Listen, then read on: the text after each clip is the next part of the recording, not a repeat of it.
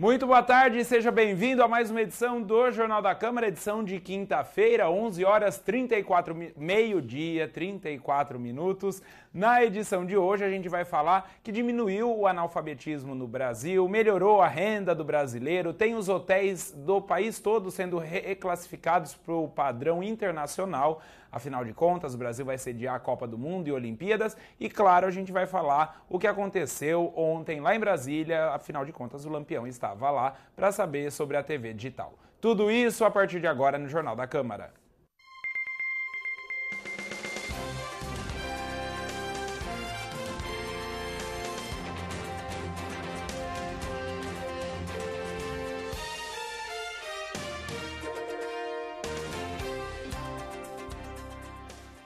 Jornal da Câmara começando, animados pelo pique da Vera e da Val lá da redação, fazendo maior barulho as duas lá, né? A gente vai falar para vocês, passar para vocês o que aconteceu ontem em Brasília. O Lampião esteve lá ontem numa audiência com o ministro especial da Comunicação Eletrônica do Ministério das Comunicações e uma portaria deve ser publicada no Diário Oficial da União na segunda-feira. Amanhã, para surpresa de todos, a gente vai ter um Bom Dia Presidente especial, às 8h30 da manhã, ao vivo. O Lampião vai estar aqui falando, contando para todos nós o que é que aconteceu efetivamente lá em Brasília sobre esses prazos e o rumo da TV Câmara digital com sinal aberto aqui na cidade. E aí a novidade final vai ser apresentada, comunicada à população na sessão da segunda-feira. Jornal da Câmara segue, agora a gente vai falar sobre o analfabetismo. De 2001 para cá, diminuiu consideravelmente essa taxa aqui no Brasil. Cada letra desenhada com esforço representa uma conquista. Nesta sala de aula, brasileiros que não sabiam ler e escrever estão buscando um futuro que foi adiado na infância e na juventude porque eles tiveram que trabalhar. Eu era obrigado a trabalhar na roça. E depois, quando eu terminei a idade de 20 anos, me casei. Fui obrigado a cuidar da minha obrigação. E daí para cá, só depois que meus filhos estão criados, que sobrou esse tempo para mim. Não podia sair e deixar as crianças para ir para a escola. Mas aí depois, agora eu resolvi a voltar, depois de todo mundo criado, eu resolvi a voltar a estudar. As histórias desses alunos se repetem em muitos outros programas de alfabetização de adultos pelo país. A boa notícia é que muitos outros brasileiros, como eles, estão conseguindo vencer as dificuldades e aprender a ler e a escrever. Em 2 anos, cerca de 1.200.000 brasileiros foram alfabetizados. Em 2009, o número de analfabetos passava dos 14 milhões. Em 2011, esse número caiu para 12.900.000. Muitos voltam a estudar movidos pela necessidade de se manter no emprego ou mesmo de desempenhar tarefas simples. Mas tomar um ônibus ou ler quadros de informação é só o começo de uma vida com mais oportunidades. O diploma ele é muito importante porque as pessoas elas se sentem incluídas, né? O analfabeto muitas vezes ele se sente excluído da sociedade, né? Então essa possibilidade de ter um certificado, de se sentir incluído, de participar socialmente, por exemplo, como votar, para eles tem um significado muito grande. Além de conseguir emprego, de conseguir dar continuidade nos estudos, até a possibilidade de cursar o nível superior. Os brasileiros que não aprendem a ler e a escrever quando são crianças são também aqueles para quem falta o essencial. A maior parte dos analfabetos, 8.200.000, tem mais de 50 anos. O Nordeste é a região que tem a maior proporção de analfabetos, mas é também aquela em que a taxa de analfabetismo mais diminuiu. Na sala de aula, eles não pensam nas cifras da estatística, mas fazem planos e dizem que as letras e números mostraram a eles um mundo que ainda não conheciam. O cara que não sabe ler, geralmente ele é cego, né? Eu vejo gente aí de 90 anos se formando. Então, por que não eu? Você saber, pelo menos um pouquinho, para fazer suas coisas sem precisar de pedir alguém para te ajudar. Porque eu acho muito bonito quem sabe ler. Eu acho bacana essas histórias de analfabetismo quando a gente vê cenas igual essa última senhora que estava falando aí. Como é bacana ver que tem gente que não desiste, né, da vida, continua já com idade avançada, se bem que hoje em dia, o que é idade avançada, né? ainda indo atrás de estudar, de aprender. Aí eu pego o gancho, aproveitar, a Célia Miloso está aqui hoje, obrigado pela visita, viu, Célia? A Célia tem bastante dessas alunas lá, ela está lá no PROIP, oferecendo cursos de vários segmentos para toda a cidade. Aliás, Célia, parabéns, você leva o PROIP nas costas, viu? Isso precisa ser reconhecido publicamente e leva mesmo. É Célia Miloso responsável por tudo isso aí. Não é candidata, né, Célia? Pelo amor de Deus, senão estou agradecendo demais aqui. A presidenta Dilma esteve... Você quer ser presidente da República? A presidenta Dilma esteve em Nova York, ela discursou lá na abertura do Conselho de Segurança da ONU e a gente vai ver agora então o que foi que a Dilma falou lá. Foram cerca de 25 minutos de discurso. Para a presidenta Dilma Rousseff, muitos dos problemas apontados em sua última fala nas Nações Unidas no ano passado permanecem. Destaque para a crise econômica internacional, que teve início em 2008. Para a presidenta Dilma Rousseff, medidas expansionistas como as adotadas pelos bancos centrais dos países desenvolvidos aumentam a recessão e causam prejuízos às nações emergentes. Com isso, os países emergentes perdem mercado devido à valorização artificial de suas moedas, o que agrava ainda mais o quadro recessivo global. Não podemos aceitar que iniciativas legítimas de defesa comercial por parte dos países em desenvolvimento sejam injustamente classificadas como protecionismo. A presidenta Dilma também classificou como urgente a construção de um amplo pacto pela retomada do crescimento global. Não haverá resposta eficaz à crise enquanto não se intensificarem os esforços de coordenação entre os países e os organismos multilaterais, como o G20, o FMI e o Banco Mundial. Esta coordenação deve buscar reconfigurar a relação entre política fiscal e monetária para impedir o aprofundamento da recessão, controlar a guerra cambial e reestimular a demanda global. Os conflitos internacionais, como os do Oriente Médio e Norte da África, também foram lembrados na abertura da Assembleia da ONU, como questões que permanecem sem solução. Segundo a presidenta Dilma Rousseff, é gravíssima a situação na Síria. Como presidenta de um país que é pátria de milhões de descendentes de sírios, lanço um apelo às partes em conflito para que deponham as armas e juntem-se aos esforços de mediação do representante especial da ONU e da Liga Árabe. Não há solução militar para a crise síria.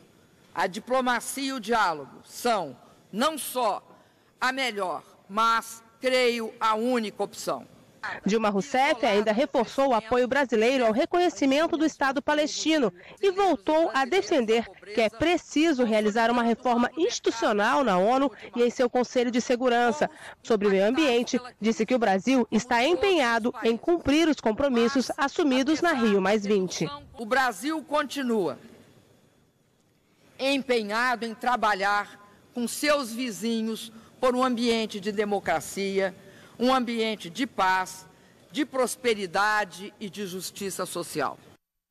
Tá aí a presidente Dilma falando em nome do país, né, para todos os líderes mundiais. Lembrando que o Brasil há muito tempo pleiteia uma vaga fixa no Conselho de Segurança da ONU, um dos mais importantes dos todos os conselhos que a ONU tem, que envolvem os países do mundo. Bom, vamos mudar de assunto agora, falar de agricultura. O Estado está liberando 15 milhões para projetos rurais que envolvem principalmente famílias que fazem pequenas plantações. Vamos ver. O governo do estado anunciou a liberação de 15 milhões de reais para 38 propostas de negócios contempladas pelo Projeto de Desenvolvimento Rural Microbacias 2 Acesso ao Mercado, da Secretaria de Agricultura e Abastecimento. Nesta primeira chamada, o projeto vai beneficiar organizações de produtores de 37 municípios. Este programa Microbacias 2 é renda, melhorar a renda do pequeno agricultor, da agricultura familiar. Então, através de associações e cooperativas, dar acesso a mercado, melhorar a certificação, embalagem, armazenamento, transporte e chegar ao mercado final. Tudo para agregar valor qualidade do produto, beneficiando o consumidor e melhorar a renda. Vamos aproveitar o gancho do governador, mudando completamente de assunto. O governador também participou da abertura do congresso que reúne as emissoras de rádio no estado de São Paulo. E ele defendeu a flexibilização do horário de transmissão da Voz do Brasil. Muitas emissoras hoje conseguem eliminar na justiça para transmitir de madrugada ou à noite, mas tem que transmitir. E ele defende essa alteração ou alternância de horários. Vamos ver. O rádio é um instrumento de comunicação mais popular, mais democrático, com grandes serviços prestados ao país. Ao participar da abertura do Congresso de Radiodifusão do Estado, na capital, Geraldo Alckmin defendeu que as emissoras de rádio possam transmitir o programa A Voz do Brasil em horários alternativos. Um horário nobre, nas grandes cidades todas de grande trânsito, não tem sentido você ter nos dias de hoje, quando o governo pode prestar serviço, pode prestar contas através de redes sociais, da própria rádio, mas não ter mais um horário fixo. Isso é coisa anacrônica. O governador também declarou apoio à proposta da Associação das Emissoras de Rádio e Televisão do Estado de São Paulo, a AESP, de migração das rádios AM para FM. Isso possibilita melhor qualidade de som, melhor abrangência, ganha o ouvinte do rádio e ganha a sociedade, porque o rádio é um prestador de serviço público gratuito, né? Gratuito para as pessoas. Tá aí, então, lembrando que várias emissoras tinham liminares para não transmitir a Voz do Brasil e elas foram caindo, afinal de contas, as emissoras de rádio são concessões do governo. E uma boa lembrança do Cláudio é que, assim, eles podem transmitir no dia, mas é até meia-noite. Afinal de contas, a Voz do Brasil é a edição do dia. Depois da meia-noite deixa de ser o mesmo dia, né? E vamos ver agora a previsão do tempo. Tá frio demais. Ontem eu não tinha acreditado que o Carlinho falou que meio-dia tava sensação térmica de -1 grau em São Paulo. E é verdade, não é brincadeira não. -1 grau a sensação térmica ontem, ao meio-dia, na Avenida Paulista. A gente vai ver como é que fica o tempo hoje. A onda de frio muito intensa que invadiu o centro-sul do Brasil também baixou as temperaturas no sudeste, especialmente em São Paulo e no Rio de Janeiro. Na capital paulista, por volta do meio-dia desta quarta-feira, os termômetros marcavam 9 graus no aeroporto de Congonhas, na zona sul da capital. Mas a sensação térmica, por conta dos ventos de 50 km por hora, era de 4 graus negativos.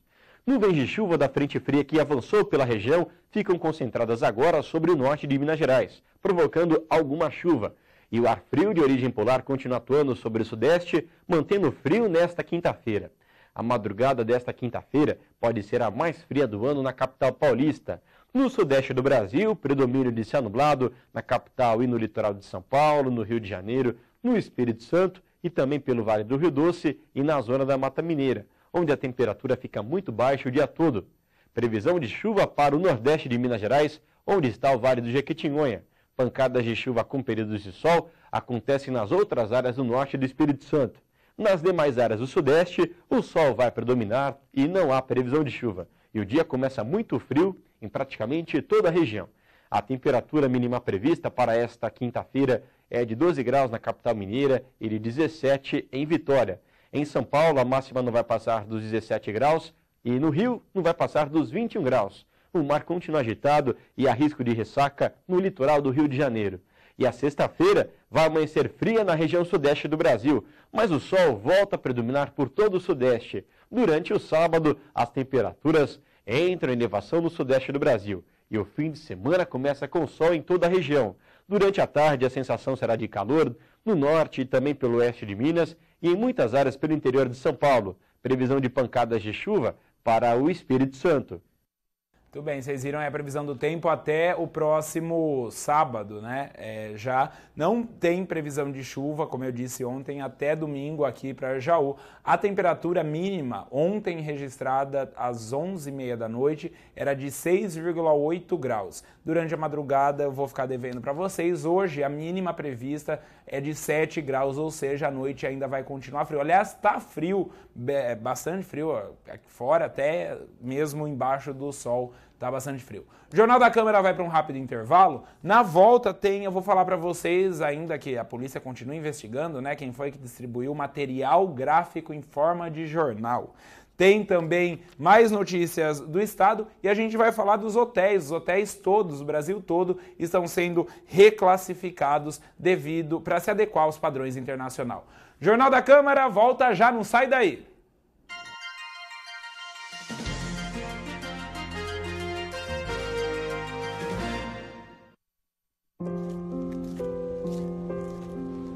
Eu estava desmontando o elevador da obra. Comecei lá do 19, quando eu cheguei no 10º andar, a tábua escorregou, aí eu caí. Não usava o cinto, que pra mim nunca ia acontecer isso comigo. No dia que eu usei, graças ao meu bom Deus, o cinto me salvou. Senão, eu não estaria aqui mais não. Porque onde mais sentiria minha falta não é no trabalho, é de minha casa, né? Minha família.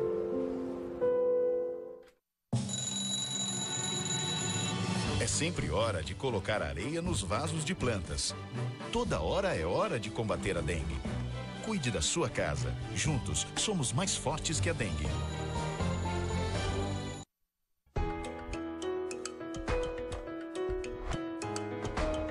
A vida é feita de conquistas. Quando a gente elege um candidato, a gente coloca o nosso futuro e de um monte de pessoas que a gente gosta nas mãos de alguém que vai nos representar. Tudo que ele fizer em nosso benefício vai tornar a nossa vida melhor. Esse é o prêmio de quem vota limpo. Valorize o seu voto. Vote pela sua cidade. Vote limpo.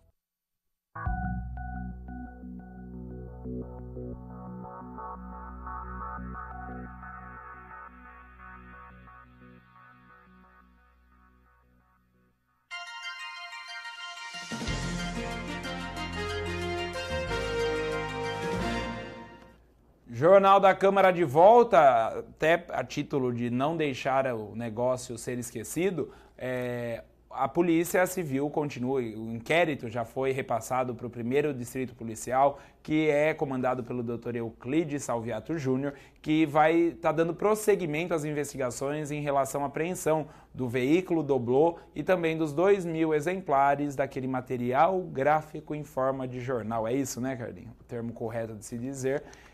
Então está tudo correndo no 1º DP aqui no centro da cidade. A Polícia Civil, quando tiver novidades, vai informar a imprensa, que vai, obviamente, informar a população. Volto a dizer, é desejo de todos, da polícia, da população, meu pessoal, que seja conhecido tão quanto antes os responsáveis por esse tipo de crime eleitoral. A juíza eleitoral deve se pronunciar hoje, nos próximos dias, em relação ao que pode ser feito. Afinal de contas, eu acho que para acontecer alguma coisa, precisa dar nome aos bois, né, aos porcos.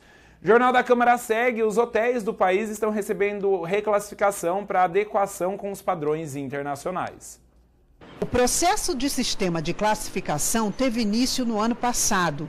Hotéis e pousadas se cadastraram indicando a categoria que gostariam de se enquadrar. Foram vistoriados e aqueles que estavam dentro dos padrões estipulados pelo Ministério do Turismo receberam nesta terça-feira os certificados, que valem por 3 anos. Ao todo, 19 hotéis receberam placas de classificação. O Hotel Brasília Palace foi um deles. Inaugurado em 1958, tem 156 apartamentos. Recebeu classificação 4 estrelas do tipo hotel histórico. O Brasília Palace foi a primeira obra inaugurada em Brasília, antes do Palácio da Alvorada. É uma obra de Niemeyer, com 2 painéis do Atos Bulcão. E o hotel viveu muito da história da cidade. Por isso que nós decidimos nos classificar como um hotel histórico e não como um hotel convencional. As categorias vão até 5 estrelas e são escolhidas de acordo com as qualidades de infraestrutura, equipamentos e serviços oferecidos aos hóspedes. A novidade é que agora a avaliação dos estabelecimentos conta com a parceria do Inmetro, o Instituto Nacional de Metrologia, Qualidade e Tecnologia. O Inmetro não só apoiou tecnicamente a definição desses requisitos, como também por intermédio dos seus institutos estaduais de pesos e medidas, que compõem a Rede Brasileira de Metrologia Legal e Qualidade, faz a verificação dos meios de hospedagem que concorrem a essa classificação. Na cerimônia de entrega dos certificados de classificação, o ministro do Turismo, Gastão Vieira, explicou que o novo sistema representa um marco para aumentar a competição no setor turístico. Já o desafio do Ministério do Turismo é trabalhar para baixar os custos. Nós já desoneramos a folha de salários, né? Entrou na primeira linha de desoneração, entraram os hotéis e os resorts. Tem outras demandas dos hotéis que nós estamos, junto ao governo, trabalhando para atender.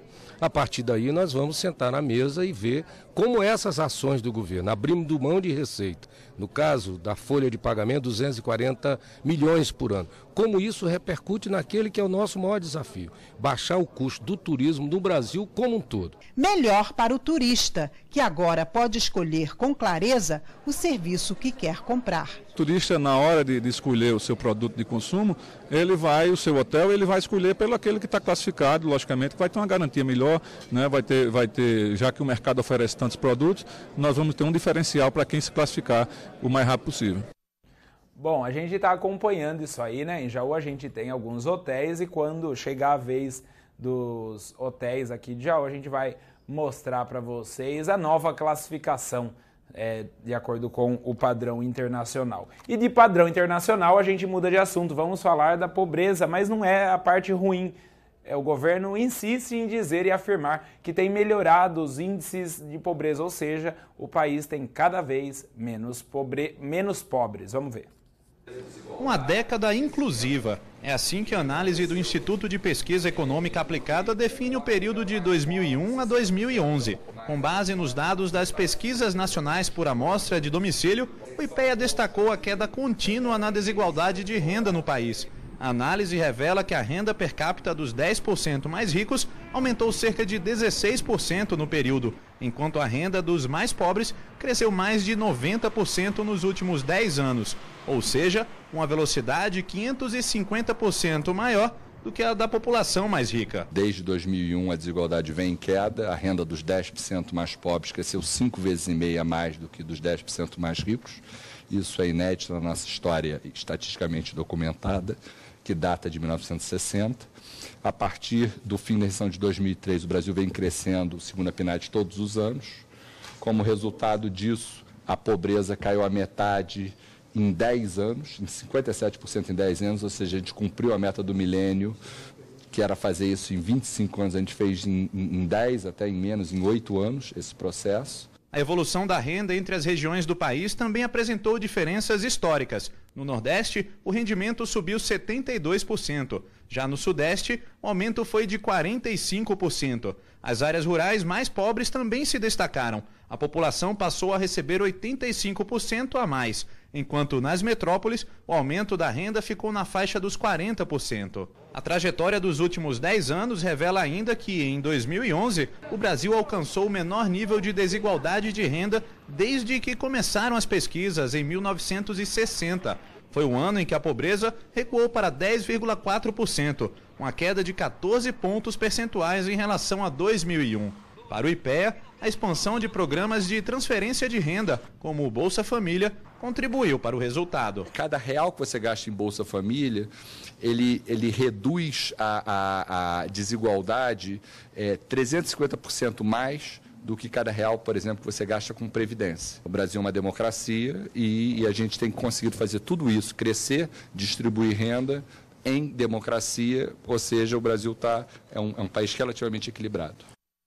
Muito bem, o Jornal da Câmara está terminando, mas antes vou lembrar vocês, amanhã, 8h30 da manhã, ao vivo, tem uma edição do Bom Dia Presidente. O presidente da Câmara vai estar aqui para passar para todo mundo as novidades em relação à abertura do sinal digital da TV Câmara. Lembrando, ele esteve ontem em Brasília, numa audiência com o secretário especial de Comunicação Eletrônica do Ministério das Comunicações e vai trazer novidades, falar para a gente sobre datas, prazos e como é que andam os trâmites das coisas em Brasília. E ele também deve anunciar o que vai acontecer na sessão ordinária de segunda-feira, última sessão antes das eleições. A gente está acompanhando, só lembrando vocês, a gente segue acompanhando esse caso do material gráfico em formato de jornal, né? A gente vai estar acompanhando tudo isso junto à Polícia Civil e à Justiça Eleitoral. Na edição de amanhã, possivelmente a gente traga novidades para vocês. Essa edição do Jornal da Câmara vai ficando por aqui. A gente volta a se encontrar amanhã ao vivo,